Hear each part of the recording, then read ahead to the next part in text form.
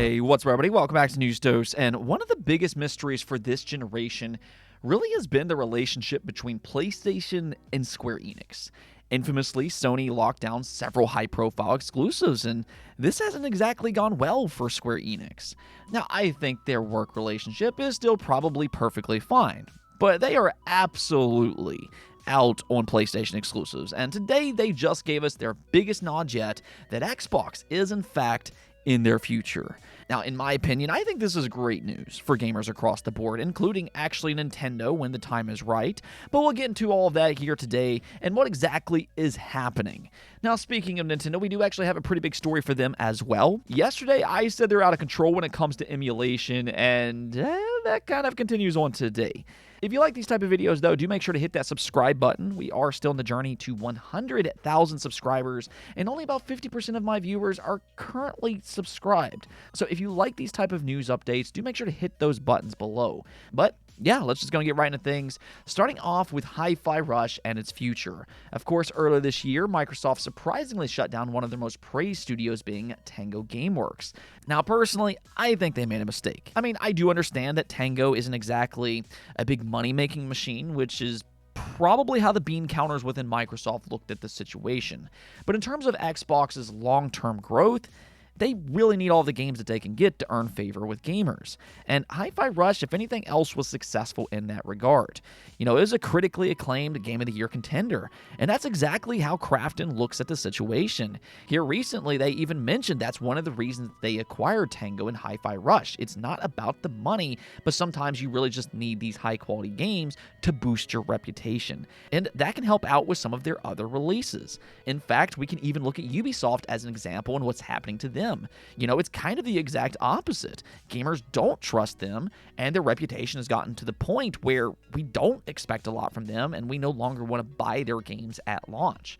Nonetheless, though, apparently the Tango acquisition included 6 months of development time for Hi-Fi Rush 2. Yeah, apparently it had already been under development at Xbox before the closing, and Krafton is being very open about what this team wants. They said they want to make sure it surpasses the expectations of the existing fans. For instance, some of the feedback about Hi-Fi Rush was that some people felt it was just going through factories, so now they want to give a more open-world type of experience. I don't think it's going to be completely open-world, but a more dynamic environment that you play in. Also having more advanced technology applied to the rhythm action so that it feels more synchronized.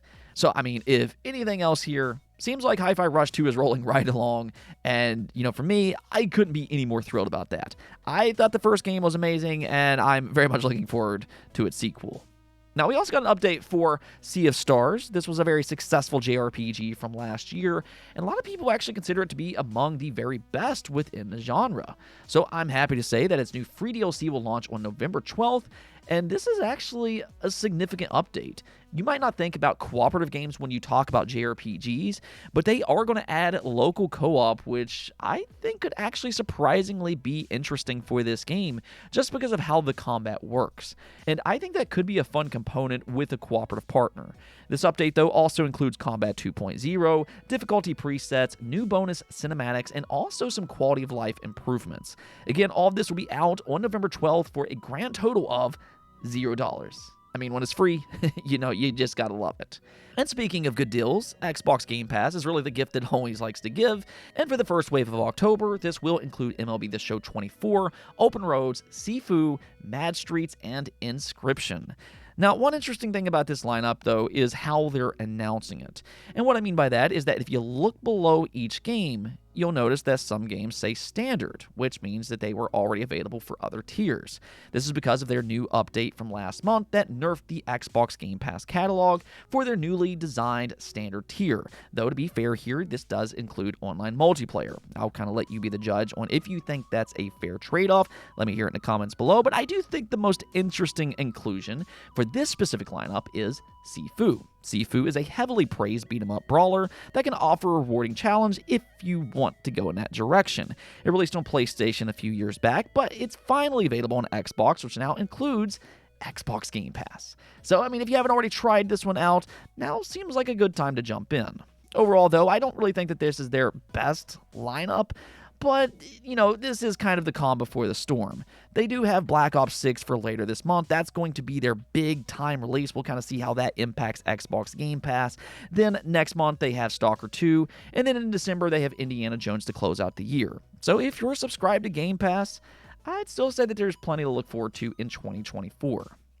Okay, so let's go talk about this Square Enix situation. And this has been a really fascinating story to follow because I think in some ways, I almost view Square Enix as the epitome of modern exclusive partnerships. I mean, I've said this 100 times on the channel. I'm not against third-party exclusives as long as they make sense for both parties. I think there are benefits to exclusivity under the right circumstances. Hypothetically, if it's a smaller game or a smaller studio, taking an exclusive deal might work out. But when it comes to these bigger publishers, that's where I think the logistics starts to become a little bit more questionable. Modern AAA games are very expensive to make. So it's not like it was 10 to 15 years ago when a game could sell 1 million units and be a big-time success. Now, because the budgets are just so high, that some of these games have to sell like 5+ million units just to break even.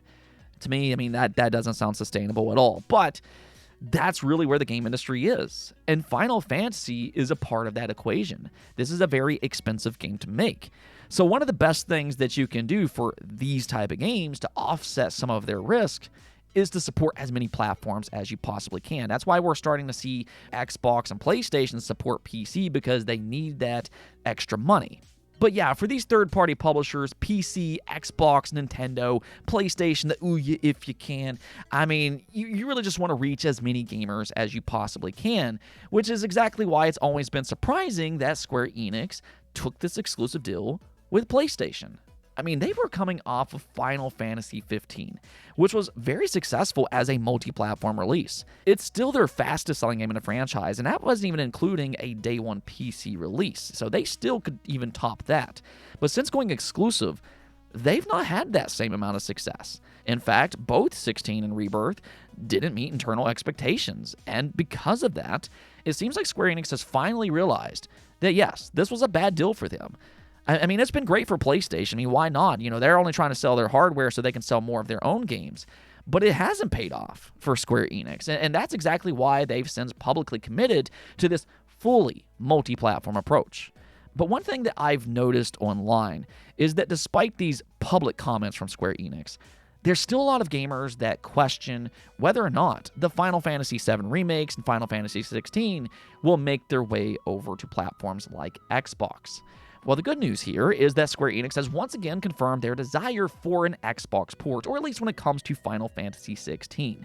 You can see Square Enix's Yoshida's statement here, which reads, "Of course we did announce the PC version of the game, so looking towards the Xbox version, we do want to release it on Xbox. But when it comes to the specifics such as when the game would be available and such, we are not in a position to be able to share anything. But of course, I want to say that it's not as if there's zero hope, and we very much do want to achieve that. So players should not give up in terms of their hopes." So, I've been saying this all along anyways. This is absolutely going to happen. It's not an if by this point. It's really a matter of when. These are bigger games, so, it might take them a little while to port them. But from the sounds of it, they're going to absolutely get it done. And I know right away, some people will say, well, 16 hasn't sold incredibly well on PCs, so why do we think Xbox will be any different? And okay, I understand that and everything, but that's also a part of Square Enix's mistake. 16 probably would have been more successful on PC if it would have released day and date alongside the PlayStation 5 version. Launching it a year later, after all of the hype has died down and all the advertisement has gone kaplooey, that isn't exactly a recipe for success. So that's why I also 100% believe that Final Fantasy XVII will be completely multi-platform day and date when it eventually releases. To me, it really could not be any more clear. Square Enix is done.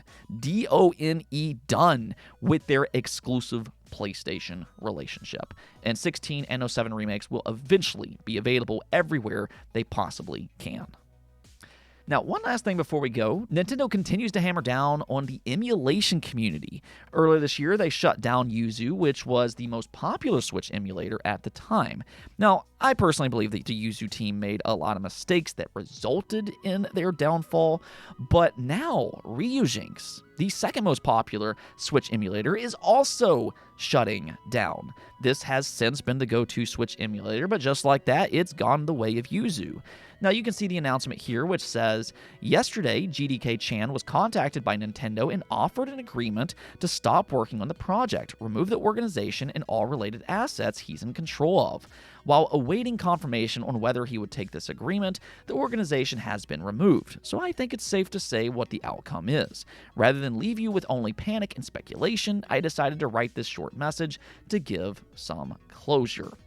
So, the way this reads to me is that Nintendo didn't necessarily go after them legally, or at least yet. Emulation still is very much in that gray area, and there's no guarantee that Nintendo would win something like this in a court. So Nintendo doesn't always have a case to simply shut things down, but rather, it kind of sounds like they may have offered them a deal behind closed doors, and it looks like, or seemingly, it looks like they accepted. Now, I'm sure that was probably favorable for them instead of, staying on the radar of Nintendo, which, as we know, is very litigious. And if possible, I'm sure Nintendo would have found a way to legally get involved eventually, like we saw with Yuzu. One thing that's been fairly easy to notice this year, though, is that, Nintendo absolutely wants to get rid of Switch emulation at all costs. And honestly, I can't really blame them for that. I mean, I'm fairly confident that the Switch successor has backwards compatibility. So they want to sell these games for, a long time into the future. And even more so, almost all of their recent first-party games has leaked ahead of their launch and has been pirated online. I mean, I said yesterday I support emulation because in some cases I do. But I also think there's a fine line when it comes to active consoles that are still selling games. So honestly, I really can't fault Nintendo for being upset about Switch emulation specifically.